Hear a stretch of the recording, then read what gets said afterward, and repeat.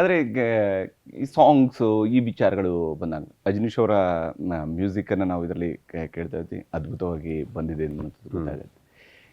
Songs ವಿಚಾರಕ್ಕೆ ಬಂದಾಗಲೂ ಕೂಡ ಅಷ್ಟೇ, ಇದೆಯಾ ಇಲ್ಲೋ ಏನು ಕತೆಪ್ಪ ಇದು? ಸಾಂಗ್ಸ್ ಸಿನಿಮಾದಲ್ಲಿ ಎಲ್ಲಿ ಬೇಕು ಅಲ್ಲಿದೆ. ಇನ್ನೊಂದು ಬ್ಯಾಕ್ಗ್ರೌಂಡ್ ಸ್ಕೋರಲ್ಲಿ ತುಂಬ ಬರ್ತಾ ಇರುತ್ತೆ ಸಾಂಗ್ಸ್. ವಿಷುವಲಿ ಐ ಥಿಂಕ್ 2 ಬರುತ್ತೆ, ಮಿಕ್ಕಿದು ತುಂಬ ಇದೆ. ಅಂದರೆ ಬ್ಯಾಕ್ಗ್ರೌಂಡ್ಸ್ನ ತುಂಬ ಚೆನ್ನಾಗಿ ಸಾಂಗಲ್ಲಿ 3 ಸಾಂಗ್ ಇದೆ ಕರೆಕ್ಟ್. ಒಂದರಲ್ಲಿ ಫೈಟ್ ಆ್ಯಂಡ್ ಸಾಂಗ್ ಮಿಕ್ಸ್ ನೀವು ನೋಡಿದ್ರಿ ಮೊನ್ನೆ, ತುಂಬ ಚೆನ್ನಾಗಿ ಹೋಯ್ತದು. ಇನ್ನು 2 ಸಾಂಗ್ ಇದೆ, ಒಂದು ಸುನೀಲ್ ಅವ್ರದ್ದೊಂದು ಸಾಂಗ್ ಬರುತ್ತೆ, ನಮ್ಮದೇ ಇನ್ನೊಂದು ಸ್ಟೇಷನಲ್ಲಿ ಒಂದು ಬರುತ್ತೆ. ಅದು ಇನ್ನು ಈಗ 15th I think lyrical video no it's a very beautiful song written by director ಅನೂಪಿಲ್, ಕನ್ನಡದಲ್ಲಿ ಬರೆದಿರೋದು. ಅದು ತುಂಬ ಚೆನ್ನಾಗಿದೆ. ಆ್ಯಂಡ್ ಬ್ಯಾಕ್ಗ್ರೌಂಡ್ಸಲ್ಲಿ ಅಜನೀಶ್ ತುಂಬ ಇನ್ಕಾರ್ಪೊರೇಟ್ ಮಾಡ್ಯಾರ ಸಾಂಗ್ಸ್. 2 ಲೈನ್ 3 ಲೈನ್ಸ್ ಥರ ಬರೋದು, ಬಟ್ ತುಂಬ ಚೆನ್ನಾಗಿ ಮಾಡ್ಯಾರ. ಕಾಕಿ ತುಂಬ ಇಷ್ಟನಾ ಅಂತ? ಕಾಕಿ ತುಂಬ ಇಷ್ಟನಾ ಅಂತ? ಯಾಕೆ ಇಲ್ವಲ್ಲ, ಆದರೆ ಪೊಲೀಸ್ ಪಾತ್ರ ಅಂತ ಹೇಳಿದ್ಮೇಲೆ ಕಾಕಿ ಏನು ಅದನ್ನೇ ಹುಡ್ಕೊಂಬರ್ತಾರೆ, ಏನು ಮಾಡೋದು. ಆ್ಯಕ್ಚುಲಿ ನೀವು ಮ್ಯಾಕ್ಸ್ ಆದ್ಮೇಲೂ ನಾನು 2 ಸ್ಕ್ರಿಪ್ಟ್ ರಿಜೆಕ್ಟ್ ಮಾಡಿದೆ. ಅಂದರೆ ತುಂಬ ಚೆನ್ನಾಗಿದೆ ಕತೆ, ಬಟ್ ಕಾಪ್. ಸೊ ನಾನು ಇಲ್ಲ ಸರ್ ಬೇಡ ಈಗ ಎನಿವೇ, ಬಿಕಾಸ್ ಬಿಲಾರಂಗ ಹೋದ್ಮೇಲೆ ನನ್ನ ಗೆಟಪ್ ಬೇರೆ ಥರ ಇರುತ್ತೆ. ಸೊ ಅಲ್ಲಿ ನಾನು ವಾಪಸ್ ಮಾಡೋಕ್ಕಾಗಲ್ಲ ಅದು. So it's not that cop ಅಂತ ಬರಲ್ಲ, ಬಟ್ ಸಮ್ವೇರ್ ನಮ್ಮ ಇಂಡಿಯನ್ ಸಿನಿಮಾದಲ್ಲಿ ಕಾಪ್ಸ್ ಅಕ್ಕಪಕ್ಕ ಆಸಿಲೇಟ್ ಆಗುವಂಥ ಎಷ್ಟೋ ಸಿನಿಮಾಗಳು ತುಂಬ ಚೆನ್ನಾಗಿ ಬಂದಿದ್ದಾವೆ. ಹೌದು, because somewhere the law is you are the law and there is a intensity with the character and personality ಅಲ್ವಾ. ಆ ಥರ ಆಗುತ್ತಲ್ಲ. ಅದರಲ್ಲೂ ಬೇರೆ ಬೇರೆ ಪಾತ್ರಗಳು ಬರ್ತವೆ. ಒಂದೇ ಥರ khaki is never the character sir. ಯಾರು ಹಾಕಿದಾರಲ್ಲ ಅವ್ರ ಮೇಲೆ ಡಿಪೆಂಡ್ ಆಗುತ್ತೆ. ಫಾರ್ ಎಕ್ಸಾಂಪಲ್ ಮದಕರಿ ಅಂತ ತೊಗೊಳಕ್ಕೆ ಹೋದರೆ, Madakari is very serious, minimal talk, intense. Kempegowda loud, violent, vibrant, energetic, 2 different personalities. Correct. So ಅದೇ ಥರ khaki is just a job.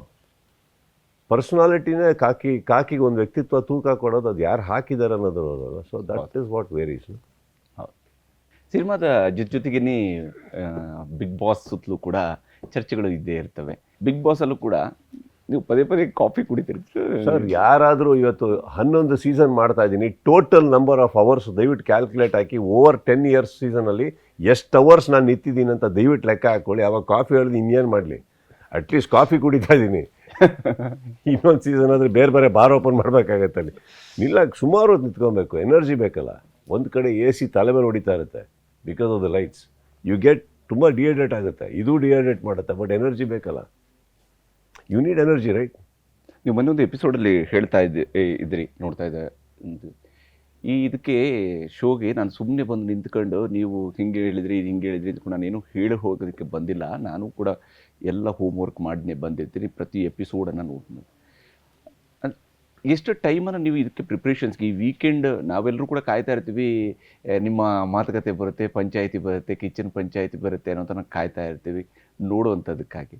ಆದರೆ ನಿಮ್ಮ ಪ್ರಿಪ್ರೇಷನ್ಸು ಯಾವ ಸ್ವರೂಪದ್ದು? ಈಗ ನೀವು ಇಂಟರ್ವ್ಯೂ ಮಾಡ್ತಾ ಇರೋದು ನನ್ನ ಬಿಗ್ ಬಾಸ್ ಜಾಗದಲ್ಲಿ, ಕರೆಕ್ಟ್ ಸರ್? ಇಲ್ಲೇ ನಾವು ಉಳ್ಕೊಳ್ಳೋದು ಆಲ್ರೆಡಿ ಬಂದಾಗಿದೆ ನಾನು. ಇವಾಗ ನೀವು ಹೋಗ್ತಿದ್ದಂಗೆ ಎಪಿಸೋಡ್ಸ್ ನೋಡೋಕ್ಕೆ ಸ್ಟಾರ್ಟ್ ಮಾಡ್ತೀನಿ. ನೋಡಿದ್ರೂ ಕೂಡ ಇನ್ನೊಂದು ಸಲ ಟೀಮ್ ಒಟ್ಟಿಗೆ ನೋಡಿ, ನಾನು ಡೈರೆಕ್ಟ್ರೆಲ್ಲ ಕೂತ್ಕೊಂಡು ಮಾತಾಡಿ ಅದಕ್ಕೊಂದು ಏನೇನು ಆ್ಯಂಗಲ್ ಟಚ್ ಮಾಡಬೇಕು, ಏನು ಕರೆಕ್ಟ್ ಏನು ರಾಂಗ್, ಅವ್ರದ್ದೇನು ಆ್ಯಂಗಲ್ ನಂದೇನು ಆ್ಯಂಗಲು, ಒಂದು ಡಿಬೇಟ್ ನಡೆಯುತ್ತೆ. ಅದಾದಮೇಲೆ ಪ್ರಿಪ್ರೇಷನ್ಸ್ ಆಗುತ್ತೆ. ಅದಾದಮೇಲೆ ಫ್ಲೋ ಚಾರ್ಟ್ ಅವ್ರು ಮಾಡ್ಕೋತಾರೆ, ಯಾವ ಸೆಗ್ಮೆಂಟಲ್ಲಿ ಏನೇನು ಟಚ್ ಮಾಡಬೇಕು ಅಂತ. ಎಲ್ಲದಕ್ಕೂ ಒಂದು ಫಿನಿಶಿಂಗು ಬಿಗಿನಿಂಗ್ 2 ಬೇಕಲ್ಲ. ಎಪಿಸೋಡ್ಸ್ ನೋಡಿದ್ದೀವಿ ಅಂತ ರ್ಯಾಂಡಮಾಗಿ ಮಾತಾಡೋಕ್ಕಾಗಲ್ಲ. ಎಲ್ಲಿಂದ ಸ್ಟಾರ್ಟ್ ಮಾಡಬೇಕು, ಹೇಗೆ ತರಬೇಕು, it's a flow. So preparation starts here today and it goes to tomorrow night. So 2 ದಿನ ಅಂತೂ ನಾನು ಬಿಗ್ ಬಾಸಿಗೆ ಕೊಡಲೇಬೇಕು. ಕರೆಕ್ಟ್. ರಾತ್ರಿ ಮುಗಿಸ್ಕೊಂಡು ಅಕಸ್ಮಾತ್ ಮಹಾಬಲಿಪುರಮಲ್ಲಿ ಶೂಟಿಂಗ್ ಇದ್ರೆ ರಾತ್ರಿ ಇವರು ಇದ್ರ ನಮ್ಮೊಟ್ಟಿಗೆ ಕೇಳಿ ಚಕ್ರಿ, ರಾತ್ರಿ ಮಧ್ಯರಾತ್ರಿ ಇಲ್ಲಿಂದ 11 ಗಂಟೆ 11:30 ಮುಗಿಸ್ಕೊಂಡು ಹೋಗಿ ನಮ್ಮದು ಪ್ರೈವೇಟ್ ಚಾಟ್ ಮಾಡಿದ್ದೆ. ಅವಾಗ ಅಲ್ಲಿಂದ ಹೋಗಿ ಮಹಾಬಲಿಪುರಂ ಚೆನ್ನೈಯಲ್ಲಿ ಇಳಿದು, ಚೆನ್ನೈಯಿಂದ 1.5 ಗಂಟೆ ಮಹಾಬಲಿಪುರಂ ಹೋಗಿ ಶೂಟಿಂಗ್ ಅಟೆಂಡ್ ಮಾಡಿದ್ದುಂಟು. So there is a lot of efforts which goes in. ಸುಮ್ಮನೆ ಅಲ್ಲ. ಆ್ಯಂಡ್ ಎಪಿಸೋಡ್ಸ್ ಎಲ್ಲ ನೋಡದೆ ನಾವು ಅಟೆಂಡ್ ಮಾಡೋಕ್ಕಾಗಲ್ಲ ಸರ್. Completely detail ನೋಡಲೇಬೇಕಾಗತ್ತೆ. ಯಾಕಂದರೆ ಇಲ್ಲಾಂದರೆ ನ್ಯಾಯ ಮಾಡ್ಕೊಡೋಕ್ಕಾಗಲ್ಲ ಕಂಟೆಸ್ಟೆಂಟ್ಸ್ಗೆ. ಒಂದು ನೀವು ಅಲ್ಲಿ ನ್ಯಾಯ ಮಾಡ್ತೀರಿ, ಇನ್ನೊಂದು ವೀಕ್ಷಕರದ್ದು ಒಂದು ಎಕ್ಸ್ಪೆಕ್ಟೇಷನ್ ಇರುತ್ತೆ. ಅವರು ಎಪಿಸೋಡ್ ನೋಡ್ತಾ ಇರುವಾಗ, ವಾರ ಮಧ್ಯದಲ್ಲಿ ಎಪಿಸೋಡ್ ನೋಡ್ತಾ ಇದ್ದಾಗ, ಯೂಶ್ವಲಿ ನಾವು ಮನೇಲಿ ಕೂತ್ಕೊಂಡು ಮಾತಾಡ್ತಿರುವಾಗ ಅಥವಾ ನಮ್ಮ ಫ್ರೆಂಡ್ಸ್ ಯಾರ ಜೊತೆ ಫ್ಯಾಮಿಲಿ ಮೆಂಬರ್ಸ್ ಜೊತೆ ಚಾಟ್ ಮಾಡ್ತಾ ಇದ್ದಾಗ ಅವರು ಇದನ್ನು ಹೇಳ್ತಾ ಇರ್ತಾರೆ, ಇದಕ್ಕೆ ಸುದೀಪ್ ಅವರು ನೋಡಿ ಈ ಸಲ ಹಿಡ್ಕೊಳ್ತಾರೆ ಅಂತ ಒಂದು ಅವ್ರದ್ದೊಂದು ಎಕ್ಸ್ಪೆಕ್ಟೇಷನ್ ಇರುತ್ತೆ. ಮಂಗಳವಾರ ಬುಧವಾರದ ಹೊತ್ತಿಗೆ ಅವ್ರಿಗೆ ಶನಿವಾರ ಇದನ್ನು ಮಾತಾಡ್ಬೋದು ಸುದೀಪ್ ಅವರು ಅನ್ನೋಂಥದ್ದು ಕಾಯ್ತಾ ಕೂತಿರ್ತಾರೆ. ಈಗ ಆ ವೀಕ್ಷಕರನ್ನ ನೀವು ಯೋಚನೆಯಲ್ಲಿ ಇಟ್ಕೊಂಡಿರ್ತೀರಾ ಅಥವಾ ಒಳಗಡೆ ಇರುವಂಥ ಕಂಟೆಸ್ಟೆಂಟು ಮತ್ತು ಅವರ ಸುತ್ತಲಿರುವಂಥ ಸಲ ನೀವು ಅಂದ್ಕೊಂಡಿದ್ದಕ್ಕೆ ರಿವರ್ಸು ಆಗಿದೆ. ಸುದೀಪ್ ಅವರು ಇದನ್ನು ಮಾತಾಡ್ಕೊಳ್ತಾರೆ ಅನ್ಕೊಂಡು, ಬಟ್ ಅವ್ರು ಇದನ್ನು ಮಾತಾಡಲಿಲ್ಲ, ಇದನ್ನು ಟಚ್ ಮಾಡಿ ನೋಡಿ, ಆ್ಯಕ್ಚುಲಿ ನಾವು ಇದನ್ನು ಥಿಂಕೇ ಮಾಡಿರಲಿಲ್ಲ, ಅವ್ರು ಅದಕ್ಕೆ ಆ್ಯಂಗಲ್ ಕೊಟ್ಟು ಇರುತ್ತೆ. Correct, it doesn't matter. ನನ್ನ ದೃಷ್ಟಿಯಲ್ಲಿ ಏನು ಕರೆಕ್ಟ್ ಅದು ನಾನು ಮಾಡ್ತಾ ಹೋಗ್ಬೇಕಾಗತ್ತೆ. ಯಾಕಂತಂದರೆ ಒಂದು ದೃಷ್ಟಿಕೋನ ಅಂತ ಒಂದಿದೆ ಸರ್. ನೀವೇನು ನೋಡ್ತಾ ಇದ್ದೀರಿ ಅದು ನಿಮ್ಮ ತಿಳುವಳಿಕೆಯಲ್ಲಿ ಈಗ ಸಮ್ಟೈಮ್ಸ್ ಏನಾಗುತ್ತೆ, ಯಾರ್ದೋ ವಾಲ್ಯೂಮ್ ಡೌನ್ ಇರ್ಬೋದು, ಇಲ್ಲ ನೀವು ಕೇಳಿಸ್ಕೊಂದಿರೋ ಮಾತು ಹಿಂಗೆ ಹೋಗಿರ್ಬೋದು. ಹೌದು. ಈಗ ಫಾರ್ ಎಕ್ಸಾಂಪಲ್ ನೀವು ಮಾತಾಡ್ತಾ ಅಲ್ಲಿ ಏನೋ ಮಾಡ್ಬೇಕಾದ್ರೆ, ಅಣ್ಣ ನಿನಗೆ ರೈಸ್ ಕೊಡಲ್ಲ, ಅದೇ ಇದಂಗೆ ಮುದ್ದೆ ಸಾಕೋಣ ಅಂತ ಹಿಂಗೆ ತಿರುಗಿಸೋಳ ಒಂದು ಲೈನ್ ಮಿಸ್ ಆಗಿರುತ್ತೆ. ಹೌದು. ಬಟ್ ನಾನು ಅದು ಡೀಟೇಲ್ಡಾಗಿ ನೋಡ್ಬಿಟ್ಟು ಆನ್ಸರ್ ಮಾಡಬೇಕಾಗತ್ತೆ. You got it. ಅದೇನಕ್ಕಂದರೆ ಎಲ್ಲರಿಗೂ ನ್ಯಾಯ ಆಗಬೇಕು, ಅಲ್ಲಿ ಬಯಾಸ್ಡ್ ಆಗಿರೋಕ್ಕಾಗಲ್ಲ. ಹೌದು. ಸೊ ವೀಕ್ಷಕರನ್ನ ತಲೆಯಲ್ಲಿ ಇಟ್ಕೊಂಡು ನಾನು ಬಿಗ್ ಬಾಸ್ ನಡ್ಸೋಕ್ಕಾಗಲ್ಲ sir. That's a last effort. ನಾನು ಕಂಟೆಸ್ಟೆಂಟ್ಸು, ನನ್ನ ರೂಲ್ಸ್ ಕರೆಕ್ಟ್ ಇಷ್ಟಕ್ಕೆ ನ್ಯಾಯ ಮಾಡಿಕೊಡ್ತಾ ಇರ್ಬೋದು. ಯಾಕಂದರೆ ಇಲ್ಲ ನಾವು ಡಿಸೈಡ್ ಮಾಡ್ದಂಗೆ ಆಗುತ್ತೆ ಯಾರು ಗೆಲ್ಲಬೇಕು ಅಂತ. ಹೌದು, ಕರೆಕ್ಟ್. ಅದು ಯಾರಾದ್ರಾಗಿರಲಿ, ಫಾರ್ ಎಕ್ಸಾಂಪಲ್ ಎಷ್ಟೋ ಸಲ ನನ್ನ ಕ್ಲೋಸ್ ಫ್ರೆಂಡ್ಸ್ ಒಳಗಿರ್ತಾರೆ. ಹೌದು. ಈಗ ರಾಜೀವ ಅಂತ ಒಬ್ಬ ಲಾಸ್ಟ್ ಸೀಸನ್ ಟು ಲಾಸ್ಟ್ ನಾವು ಸಿ ಎಲ್ಲ ನನ್ನ ಮನೆಯಲ್ಲೇ ನಮ್ಮ ಹುಡುಗ ಅವನು. ಹೌದು. ತಪ್ಪೆ. ಹೌದು. 4ನೇ ವಾರ 5ನೇ ವಾರ ಹೋದ್ರಲ್ಲ ಮನೆಗೆ. ಹೌದು. ಅವ್ರು ಎಂಟ್ರಿ ಆದಾಗ ಅನೇಕರು ಅಂದ್ಕೊಂಡು ಸುದೀಪ್ ಫ್ರೆಂಡ್ ಅಲ್ಲ, ಸ್ವಲ್ಪ ಜಾಸ್ತಿ ಜೆಕೆ ತುಂಬಾ ಕ್ಲೋಸ್ ನನಗೆ. ಜೆಕೆ ಗೆಲ್ಬೇಕಿತ್ತಲ್ಲ. ಹೌದು. Isn't it? ಹೌದು. So it is not like that. ಯಾವುದು ಸರಿ ತಪ್ಪು ಅಂತ ಮಾತಾಡ್ಬೇಕಾದ್ರೆ ಫಸ್ಟ್ ನನಗೆ ಅರ್ಥ ಆಗಬೇಕು ಅದೇನು ಅಂತ. ನಾನು ಕುತ್ಕೊಬೇಕಾಗುತ್ತೆ. So there's lot and lot efforts which goes in, not just me, the whole team. ಪ್ರತಿಯೊಬ್ಬರು ಮಾತಾಡೋದು ನಾನು ವೇದಿಕೆಯಲ್ಲಿ. ಅದು ಯಾವುದು ಸ್ಕ್ರಿಪ್ಟೆಡ್ ಆಗಿರೋಕ್ಕೆ ಸಾಧ್ಯನೇ ಇಲ್ಲ. ಹೇಗಾಗುತ್ತೆ, ಹೇಗೆ ಮಾತಾಡೋಕ್ಕಾಗತ್ತೆ?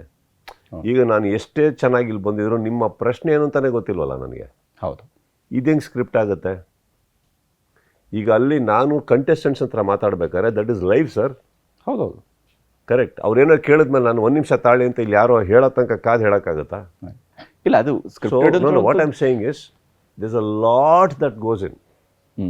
ಮೀನಿಂಗ್ ಇದನ್ನ ಯಾಕೆ ನಿಮಗೆ ಹೇಳಿದೆ ಅಂದರೆ ಸ್ಕ್ರಿಪ್ಟೆಡ್ ಅಂತ ಯಾಕಲ್ಲ ಅಂತ ಹೇಳಿದ್ದಂದರೆ, ಬಿಕಾಸ್ ವೇದಿಕೆ ಮೇಲೆ ನಿಂತಿರ್ಬೇಕಾದ್ರೂ ಅಷ್ಟೇ ಅಟೆನ್ಷನಲ್ಲಿ ಇರಬೇಕು ನಾನು. ಹೌದು. ಅಲ್ಲೇನೋ ಕೇಳ್ಕೊಂಡು ಬಿಡೋಕ್ಕಾಗಲ್ಲ. ಇಲ್ಲಿ ಜೋರಾಗಿ ನಗಾಡ್ತಾ ಇರ್ತೀನಿ, ಅಲ್ಲಿ ಯಾರೋ ಏನೋ ಅದನ್ನು ಕೇಳಿಸ್ಕೊಬೇಕು. It is double. ಮೈಕ್ ಹೆಡ್ಫೋನಲ್ಲಿ ನನಗೆ ಫೀಡ್ಬ್ಯಾಕ್ ಕೊಡ್ತಾ ಇರ್ತಾರೆ ಕೆಲವು ಟಾಪಿಕ್ಸು. ಸರ್ ಇದಿದೆ, ಇದನ್ನು ಟಚ್ ಮಾಡಬೇಕು, ಇದಿದೆ, ಏನೋ ಹೇಳ್ತಾ ಇರ್ತಾರೆ. ಹೌದು. ಎಲ್ಲದೂ ಮಲ್ಟಿ ಟಾಸ್ಕಿಂಗ್ ಮಾಡಬೇಕು ನಾನು at the same time. Got it? So ಏನಾಗುತ್ತೆ, ಇಟ್ ಈಸ್ ಫಿಸಿಕಲಿ ಮಾತ್ರ ಅಲ್ಲ, ಮೆಂಟಲಿ ತುಂಬ ಡ್ರೈನಿಂಗ್. ಅದು ತುಂಬಾ ಡ್ರೈನಿಂಗ್ ಅದು. ಅದು ಯಾಕಂದರೆ ಅದರಲ್ಲಿ ಒಂದು ಹೊಸ ಪರ್ಸ್ಪೆಕ್ಟಿವ್ ಕೊಡ್ತೀರಿ ವೀಕೆಂಡ್ ಬಂದಾಗ. ಈಗ ವೀಕ್ಷಕರಿಗೂ ಕೂಡ ಎಷ್ಟೋ ಸಲ ನೀವು ಕೇವಲ ಕಂಟೆಸ್ಟೆಂಟ್ಸ್ಗೆ ಮಾತ್ರ ಹೊಸ ಪರ್ಸ್ಪೆಕ್ಟಿವ್ ಕೊಟ್ಟಿರೋದಿಲ್ಲ, ವೀಕ್ಷಕರಿಗೂ ಕೂಡ ಹಿಂಗೂ ಯೋಚನೆ ಮಾಡ್ಬೋದಲ್ಲ ಅಂತ ಒಂದು ಸಲ ನಾವು ಕೂಡ ಸೀರಿಯಸ್ಸಾಗಿ ಕೂತ್ಕೊಂಡು ನೋಡ್ತಿದ್ದಾಗ ಈ ವಿಚಾರವನ್ನು ಹಿಂಗೂ ಯೋಚನೆ ಮಾಡ್ಬೋದಲ್ಲ ಅಂತ ಅನ್ನಿಸ್ತಾ ಇರುತ್ತೆ. ಬಟ್ ಅದಕ್ಕೆ ಬೇಕಾದಂಥ ತಯಾರಿಯನ್ನು ನೀವು ಹೇಳಿದ್ರಿ, ಫ್ಲೋ ಚಾರ್ಟ್, ಶೋ ಫ್ಲೋ ಹಿಂಗಿರಬೇಕು ಅನ್ನೋದ್ರ ಬಗ್ಗೆ. ಬಟ್ ಅವೆಲ್ಲವನ್ನು ಕೂಡ ನೀವು ಅಲ್ಲಿ ಸ್ಪಾಂಟೇನಿಯಸ್ ಆಗಿನೇ ಅದು ಆ ಕ್ಷಣಕ್ಕೆ ನಿಮ್ಮ ಅನುಭವದ ಮೇಲೆ ಹೇಳ್ತಾ ಇರುವಂಥದ್ದು ಸಂಬಂಧ ಇಲ್ಲ ಸರ್. ಮಾತು ಅಲ್ಲಿ ಸ್ಟೇಜ್ ಮೇಲೆ ಮಾತಾಡೋದು. ಅಲ್ಲಿ ಸ್ಟೇಜ್ ಮೇಲೆ ಏನು ಮಾತಾಡ್ತೀನಿ ಅನ್ನೋದಕ್ಕೆ ನಾನು ಪ್ರಿಪೇರ್ ಆಗೋಕ್ಕಾಗಲ್ಲ. ಕಂಟೆಂಟ್ ಗೊತ್ತಷ್ಟೇ. ಇವಾಗ ನಿಮ್ಮ ಪ್ರಶ್ನೆ ಕೇಳಿದ್ಮೇಲೆ ನನಗೆ ಉತ್ತರ ಕೊಡೋದಕ್ಕೆ ಎಷ್ಟು ಟೈಮ್ ಇದೆ ನನಗೆ? ಇಷ್ಟೇ. ಹೌದೌದು. Micro seconds. Correct. Micro milli seconds. ಹೌದು. ಅಷ್ಟೇ ನನಗೂ ಅಲ್ಲೂ ಟೈಮ್ ಇರೋದು. ಅಷ್ಟರೊಳಗಡೆ ಥಿಂಕಿಂಗ್ ಎಲ್ಲಿದೆ, ಪ್ರಿಪರೇಷನ್ ಎಲ್ಲಿದೆ ಗೊತ್ತಿಲ್ವಲ್ಲ. ಫ್ಲೋ ಚಾರ್ಟ್ ಏನಂದರೆ ಯಾವ್ಯಾವ ಟಾಪಿಕ್ಸ್ ಟಚ್ ಮಾಡ್ತೀವೋ ಅದಕ್ಕೊಂದು ಫ್ಲೋ ಚಾರ್ಟ್ ಹಾಕೋತೀವಿ. ಈ ಬ್ರೇಕಲ್ಲಿ ಇಷ್ಟೇ, ನೆಕ್ಸ್ಟ್ ಬ್ರೇಕಿಗೆ ಆ ಟಾಪಿಕ್ ಟಚ್ ಮಾಡಿ ಟಾಸ್ಕ್ ಅಂತ ಒಂದು ಮಾತಾಡ್ಬೇಕಾದ್ರೆ ಇದು ಸೆಕೆಂಡ್ ಸೆಗ್ಮೆಂಟಲ್ಲಿ ಮಾತಾಡೋಣ, ಫಸ್ಟ್ ಸೆಗ್ಮೆಂಟ್ ಬೇಡ. ಸೊ ಅದಕ್ಕೆ ಎಷ್ಟೋ ಸತಿ ನೋಡಿರ್ತೀರಿ, ಅದಕ್ಕೆ ಬರ್ತೀನಿ ಆಮೇಲೆ ಅಂತ ಹೇಳಿರ್ತೀನಿ ನಾನು. ಇಲ್ಲಾಂದ್ರೆ ಅದು ಇಲ್ಲೇ ಬಂದ್ಬಿಡುತ್ತೆ. ಹೌದು. ಇಲ್ಲಿ ಬಂದರೆ ನಾನು ನೆಕ್ಸ್ಟ್ ಸೆಗ್ಮೆಂಟ್ ಹೊಡಿಯುತ್ತೆ. ಯಾಕಂದ್ರೆ ಅದಕ್ಕೊಂದಿಷ್ಟು ಸ್ಟಿಚ್ ಮಾಡ್ಕೊಂಡಿರ್ತೀವಿ. ಈ ಟಾಪಿಕ್ಕಿಂದ ಈ ಟಾಪಿಕ್ ಹೋಗಬೇಕು ಅಂತ. ಸೊ ಇಲ್ಲಿ ಬಿಗಿನಿಂಗ್ ಹೆಂಗೆ, ಬ್ರೇಕ್ ಹೆಂಗೆ ಡಿಸೈಡ್ ಆಗಿರಲ್ಲ. ಮಧ್ಯದಲ್ಲಿ ಏನೇನು ಮಾತಾಡ್ತೀನಿ ಡಿಸೈಡ್ ಆಗಿರಲ್ಲ. ಇನ್ಫ್ಯಾಕ್ಟ್ ಹೇಗೆ ಸ್ಪಂದಿಸ್ತೀನಿ ಅಂತಲೂ ಡಿಸೈಡ್ ಆಗಿರಲ್ಲ. ಅಲ್ಲಿ ಡಿಸೈಡ್ ಆಗಿರೋದು ಟಾಪಿಕ್ಸ್ ಅಷ್ಟೇ. ಗೊತ್ತಾಯ್ತಲ್ಲ? ಇದರಲ್ಲಿ ಈಗ ಹೊಸ ಟಾಪಿಕ್ ನೀವು ಕೊಡ್ಬೋದು ಮಾತಾಡ್ತಾ ನನಗೆ. ಅಲ್ಲಿ ಒಂದು ಕಂಟೆಸ್ಟೆಂಟ್ಸ್ ಆಗಿಲ್ಲ ಸರ್ ನಾನು ಇದೊಂದು ಮೆನ್ಷನ್ ಮಾಡಲೇಬೇಕು ನಿಮಗೆ ಅಂತ ಅವ್ರೇನೋ ಹೊಸದೇನೋ ಹೇಳ್ಬೋದು. ಅಯ್ಯಯ್ಯೋ ನಾ ಫ್ಲೋ ಚಾರ್ಟಲ್ಲಿ ಮಾಡಿಲ್ಲ, ಇದು ಬರ್ಕೊಂಡಿಲ್ಲ ಅಂದರೆ ಹೆಂಗಾಗುತ್ತೆ? ಹೌದೌದು. ಸೊ ಅದಕ್ಕೆ ಎಪಿಸೋಡ್ ನೋಡಿರ್ಬೇಕಲ್ಲ ನಾನು, ಪ್ರತಿಯೊಂದು ಗೊತ್ತಿರಬೇಕಲ್ಲ ನನಗೆ. ಹೌದೌದು. You get my point? So that is there. ನಿಮಗೆ ಯಾವ್ಯಾವ್ದು ಸರ್ ಇವಾಗ ಫೀಡ್ಬ್ಯಾಕ್ ಅಂತ ಬಂದರೆ ಯಾವ್ದ್ರಲ್ಲಿ ಬರ್ಬೋದು? ಎಸ್ ಅವ್ರನ್ನ ರೌಂಡ್ ಬರ್ಬೋದು. ಅವ್ರು ಹೇಳೋ ಸ್ಟೇಟ್ಮೆಂಟ್ನ ನಾನು ನಿಮಗೆ ಹೇಳ್ತೀನಿ, ಕೇಳಿಸ್ಕೊಂಡಿರ್ತೀವಿ. ಬಟ್ ಆದರೂ ಒಂದು ಸ್ಟೇಟ್ಮೆಂಟ್ ಇನ್ಯಾವುದು ಫೀಡ್ಬ್ಯಾಕ್ ಬರೋಕ್ಕೆ ಸಾಧ್ಯನೇ ಇಲ್ಲ. ಎಲ್ಲ ನಾನೇ ಮಾತಾಡಬೇಕಲ್ಲಿ. So that is a different effort. So ಇದಕ್ಕೇನಾಗುತ್ತೆ, number of years probably in the industry, number of years with the people, perspectives, ತಾಳ್ಮೆ, ಫಸ್ಟು ತಾಳ್ಮೆ. ನಾವು ಆವೇಶದಲ್ಲಿ ಹಿಂಗೆ ಯಾಕೆ ಅವ್ನಿಗೆ ಏನಕ್ಕೆ ರಬ್ಬ ಆಯ್ತು, ಅವ್ನು ಯಾಕೆ ಹಂಗೆ ಮಾತಾಡಿದ, ಅವ್ರು ಯಾಕೆ ಹಂಗೆ ಮಾತಾಡಿದ್ರು, ಇವ್ರು ಯಾಕೆ ಹಂಗೆ ಮಾತಾಡಿದ್ರು, ಒಂಚೂರು ಡೆಪ್ತಾಗಿ ಹೋದರೆ ಅವ್ರಿಗೆ ಇನ್ನೇನೋ ಸ್ಟ್ರೈಕ್ ಆಗಿರುತ್ತೆ, ಅದನ್ನ ಒಂಚೂರು ಅಡ್ರೆಸ್ ಮಾಡೋಣ. ಎಲ್ಲರೂ ಜನ ಎಲ್ಲ ಹಾರ್ಷ್ ಆದರು ಅಂದ ತಕ್ಷಣ ನಾವು ಹಾರ್ಷ್ ಆಗಿಬಿಟ್ರೆ ಹೌದು, ಬಿಗ್ ಬಾಸ್ ಆಗಿರಲ್ಲ ಸರ್. ಹೌದು, ಕರೆಕ್ಟ್. ನಾನು ಹೇಳ್ತಾ ಇದ್ದೀನಲ್ಲ ನಿಮಗೆ, there are other angles to it also. ಅಲ್ಲಿ ಬಯಾಸ್ಟ್ ಆಗಿರೋಕ್ಕೆ ಸಾಧ್ಯ ಇಲ್ಲ. ಅಲ್ಲ ಅಥವಾ ಯಾರೋ ಫೇವ್ರೇಟ್ ಅಂದ್ಕೊಂಡು ನಾನು ಮಾತಾಡೋಕ್ಕಾಗಲ್ಲ. ಯಾರಿಗೇನು ಹೇಳಬೇಕು ಹೇಳಲೇಬೇಕು. ಈಗ ಫಾರ್ ಎಕ್ಸಾಂಪಲ್ ಈ ಪರ್ಟಿಕ್ಯುಲರ್ ಸೀಸನ್ ನೋಡೋಕ್ಕೆ ಹೋದರೆ ನಾನು ಇಷ್ಟು ಸೀಸನಲ್ಲಿ ಇಷ್ಟು ಹಾರ್ಷಾಗಿ ಯಾವತ್ತೂ ಇರಲೇ ಇಲ್ಲ ಸ್ಟೇಜ್ ಮೇಲೆ. ಏನೇ ಮಾಡಿದ್ಯಾ ಅದು ಅಲ್ಲಿ ಕೋಪ ಮಾಡ್ಕೊಂಡಿರ್ಬೋದು, ನಗಾಡ್ಕೊಂಡು ಹ್ಯಾಂಡಲ್ ಮಾಡಿದ್ವಿ. ಈ ಸತಿ ಸ್ವಲ್ಪ ಹಾರ್ಷ್ ಅಂತ ಏನಕ್ಕಂದರೆ probably that is the only approach ಇವ್ರಿಗೆ ಅರ್ಥ ಆಗೋದು. ಈ ಬ್ಯಾಚಿಗೆ ಅರ್ಥ ಆಗೋದದು. So that is how I am. ಅದೇನೋ ಡೆಲಿಬ್ರೇಟಾಗಿ ನಾನು ಕಿಚ್ಚ ಸುದೀಪ್ ನಾನು ಹೀಗೆ ಮಾತಾಡೋದು ಯಾವತ್ತೂ ನಾನು ಇಷ್ಟು ಸೀಸನಲ್ಲಿ ಮಾಡಿಲ್ಲ. But every season is different, because every season ನೀವು ಬೇರೆ ಬೇರೆಯವ್ರೊಟ್ಟಿಗೆ ಡೀಲ್ ಮಾಡ್ತಾಯಿದ್ದೀರಿ, ಬೇರೆ ಬೇರೆ personalities. You have to learn to deal with them, that's all it is. ನೀವು ವಿಶೇಷವಾಗಿ ಒಂದು ಪರ್ಟಿಕ್ಯುಲರ್ ಎಪಿಸೋಡಲ್ಲಿ ನಿಮ್ಮನ್ನು ನೋಡ್ತಾ ಇದ್ದಾಗ ತುಂಬ ಒಂದಿತ್ತಂತ ಅದು ಬೇಸರನೂ ಇತ್ತು, ಅದರಲ್ಲಿ ಕೋಪನೂ ಬಂದಿತ್ತು. ಅವರ ಆ್ಯಟಿಟ್ಯೂಡನ್ನು ಗಮನಿಸಿದಾಗ ನಿಮಗೆ ಕೆಲವೊಂದು ಕಡೆ ವೀಕ್ಷಕರ ಒಂದು ವೋಟಿಂಗ್ಗೆ ಗೌರವ ಕೊಡದೇ ಇದ್ದಾಗ, ಅದಕ್ಕೆ ಬೆಲೆ ಕೊಡದೇ ಇದ್ದಾಗ, ಅದನ್ನು ನೀವು ರಿಫ್ಲೆಕ್ಟ್ ಮಾಡಿದಂಥ ರೀತಿ ಅದು ಅವ್ರಿಗೆ ಹಾರ್ಷಾಗಿ ಹೇಳಬೇಕಂತ ಅನಿವಾರ್ಯತೆ ಕೂಡ ಇದ್ದಿರ್ಬೋದು. ಬಟ್ ಆ್ಯಕ್ಚುಲಿ ನಿಮ್ಮಲ್ಲಿ ಏನು ಓಡ್ತಾ ಇತ್ತು? ಇಲ್ಲ, ಸಿ ಫಾರ್ ಎಕ್ಸಾಂಪಲ್ ನೀವೇನು ಎಡಿಟಿಂಗಲ್ಲಿ ನೋಡ್ತೀರಿ ಅದು ಬೇರೆ. ಬೇರೆ ಅಂದರೆ ಕಂಟೆಂಟ್ ವೈಸ್ ಅಲ್ಲ. ಈಗ ಅವರು ಫಸ್ಟು ಸೇಫ್ ಅಂದಾಗ್ಲೇ ಅವ್ರು ಮಾತಾಡ್ತಾರೆ, ನನಗೆ ಆಗ್ತಾಯಿಲ್ಲ, ಸುಸ್ತು, ಅದು ಇದು. 45-50 ನಿಮಿಷ ಮಾತಾಡಿರ್ತೀನಿ ನಾನು. ಹೌದೌದು. ಹಾಗಲ್ಲ, ಬೆಲೆ ಕೊಡಿ. ನೋಡಿ, ಕರ್ತವ್ಯ ನಾವು ಹಿಂಗಿರ್ಬೇಕು ಯಾವಾಗಲೂ. ನಮ್ಮ ಥಿಯೇಟ್ರಿಗೆ ಬರೋ ವೀಕ್ಷಕರು ಬೇರೆ ಅಲ್ಲ, ನಿಮಗೆ ಓಟ್ ಹಾಕೋರು ಬೇರೆ ಅಲ್ಲ. ಅದಕ್ಕೆ ಬೆಲೆ ಕೊಡಿ. ಎಲ್ಲ ಆದಾಗ ಅವ್ರು ನಿಂತ್ಕೊಂಡು ಹುಮ್ಮಸ್ಸಲ್ಲಿ ಆಯಿತು ನಾನು ಮಾಡ್ತೀನಿ ಅಂತ. ಹೌದು. ಮತ್ತೆ 1.5 ಗಂಟೆ ಶೂಟಿಂಗ್ ಆದಮೇಲೆ ವಾಪಸ್ ಬಂದು ಇವರಿಬ್ಬರಲ್ಲಿ ನಿಮಗೆ ಯಾರು ಸೇಫ್ ಆಗಬೇಕು ಅಂತ ಮತ್ತೆ ಕೈ ಎತ್ತಿ ನಾನು ಮಾತಾಡಬೇಕು ಅಂತಾರೆ. ಏನು ಅಂತ ಕೇಳೋಕ್ಕೋದ್ರೆ ಮತ್ತೆ ನನ್ನ ಕೈಯಲ್ಲಿ ಆಗಲ್ಲ. ಆವಾಗ ನನಗೆ ಪ್ರಶ್ನೆ ಬಂದಿದೆ ಏನಕ್ಕಂದರೆ, ಓಕೆ ಈಗ ಯಾಕೆ ಅದನ್ನು ಮಾತಾಡ್ತಾ ಇದ್ದೀವಿ, ಆಲ್ರೆಡಿ ಮಾತಾಡಿದ್ದೀವಿ. ಇಲ್ಲ ನನ್ನ ಕೈ ಸುಸ್ತಾಗ್ತದೆ. ಸೊ ನನ್ನ ನೆಕ್ಸ್ಟ್ ಕ್ವೆಶನ್ ಹಂಗಾರೆ ಏನು ಹೋಗ್ಬೇಕಾ, ಕಳಿಸ್ಬೇಕಾ? ಕಳಿಸ್ತೀನಿ ಅಂತ ಹೇಳಿದ್ದಲ್ಲ ನಾನು. What you want? ಇಲ್ಲ ನಂಗೆ ಹೋಗೋಕ್ಕೆ ಇಂಟ್ರೆಸ್ಟ್ ಇಲ್ಲ. ಸೊ ಹೋಗೋಕ್ಕೆ ಇಂಟ್ರೆಸ್ಟ್ ಇಲ್ಲ, ಉಳ್ಕೊಳಕ್ಕಾಗ್ತಾಯಿಲ್ಲ. What do you want me to do? Because we have already shot 4.5 hours. ಇನ್ನಿಬ್ಬರು ಕಾಯ್ತಾ ಕೂತಿದ್ದಾರೆ. ನಮ್ಮಲ್ಲಿ ಯಾರು ಮನೆಗೆ ಹೋಗೋದು ಅನ್ನೋ ಟೆನ್ಷನಲ್ಲಿರ್ತಾರೆ. ಅವ್ರಿಗೆ ನಿಮ್ಮ ಕತೆ ನನ್ನ ಕತೆ ಬೇಡ ಈಗ. ಕರೆಕ್ಟ್?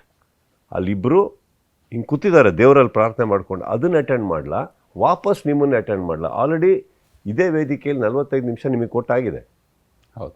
ಅದೇ ಟಾಪಿಕ್ಕಿಗೆ ವಾಪಸ್ ನೀವು ಅದನ್ನೇ ಮಾತಾಡ್ತಾ ಇದ್ದೀರಿ. ಈಗ ನನ್ನ ಪ್ರಶ್ನೆ, what do you want me to do sir? You are asking me again. ಹೌದು. What do you want me to do? Should I send you? ಇನ್ನೊಂದು ಡಾಕ್ಟ್ರನ್ನ ಕಳಿಸ್ಬೇಕಾ? ಏನು ಮಾಡಬೇಕು? ಇಲ್ಲ ನನಗೆ ಆಗ್ತಾಯಿಲ್ಲ ಇಲ್ಲಿರೋಕ್ಕೆ. ಹೋಗಬೇಕಾ? ಇಲ್ಲ ನನಗೆ ಹೋಗೋಕ್ಕೆ ಇಂಟ್ರೆಸ್ಟ್ ಇಲ್ಲ, ನಾನು ಬಿಟ್ಕೊಡಲ್ಲ. Then sir, what do you want me to do sir?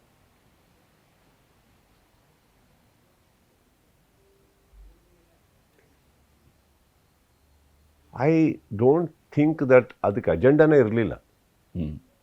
In that case example set ಮಾಡಬೇಕು. ಮಿಕ್ಕಿದವರು ಇದೇ ಥರ ಮಾತಾಡೋಕ್ಕೆ ಸ್ಟಾರ್ಟ್ ಮಾಡ್ಬೋದು ನಾಳೆ ನಾಡಿದ್ದಿಲ್ಲ ಮುಂದಿನ ಸೀಸನ್ಗಳು. ಅಂಥದಕ್ಕೆ ಒಂದು ಎಕ್ಸಾಂಪಲ್ ಸೆಟ್ ಮಾಡಬೇಕು ಅಂತ ಹೊರಡಿ. ಹೌದು. ಎಲ್ಲರೂ ಅನ್ಕೊತಾರಲ್ಲ ಬಾಗಲ್ ತೆಗಿಯೋಕ್ಕಾಗಲ್ಲ ಅಂತ, ಹೊರಡಿ. ಅಲ್ಲೂ ಏನಾಗುತ್ತೆ, ಹೊರಗಡೆ ಬರ್ಬೇಕಾದ್ರೆ ನನಗೆ ಹೋಗೋಕ್ಕೆ ಇಂಟ್ರೆಸ್ಟ್ ಇಲ್ಲ ಅಂತಾರೆ, ನಾನು ಹೋಗಲ್ಲ ಅಂತಾರೆ. ಮತ್ತೆ ಯಾಕೆ ಬೇಕಿತ್ತದು? ಹೌದು. ಹೇಳಿ. C, try and understand it is a very difficult decisions we need to take at times. ಹೌದಲ್ಲ ಸರ್? ಹೌದು. ಅವಾಗ ಯು ಶುಡ್ ಅಂಡರ್ಸ್ಟ್ಯಾಂಡ್. ನೀವು ಫಸ್ಟ್ ಆಫ್ ಆಲ್ ನಾನು ನಿಂತ್ಕೊಂಡು ನಿಮ್ಮ ಹತ್ರ ಮಾತಾಡ್ತಾ ಇದ್ದೀನಿ, ನಿಮ್ಮ ಹತ್ರ ನಿಮ್ಗೆ ಅಟೆಂಡ್ ಮಾಡ್ತಾ ಇದ್ದೀನಿ. ಫಸ್ಟ್ ಟೈಮೇ ಹೇಳಿಲ್ಲ 45 ನಿಮಿಷ ಸ್ಪೆಂಡ್ ಮಾಡ್ತೀನಿ ನಿಮಗೆ ಬುದ್ಧಿ ಹೇಳಿ. ಯಾವುದಕ್ಕೂ ಯಾರು ಬೆಲೆ ಕೊಡ್ತಾ ಇಲ್ಲ ಅಂದಮೇಲೆ how do you want me to deal with this, you tell me that.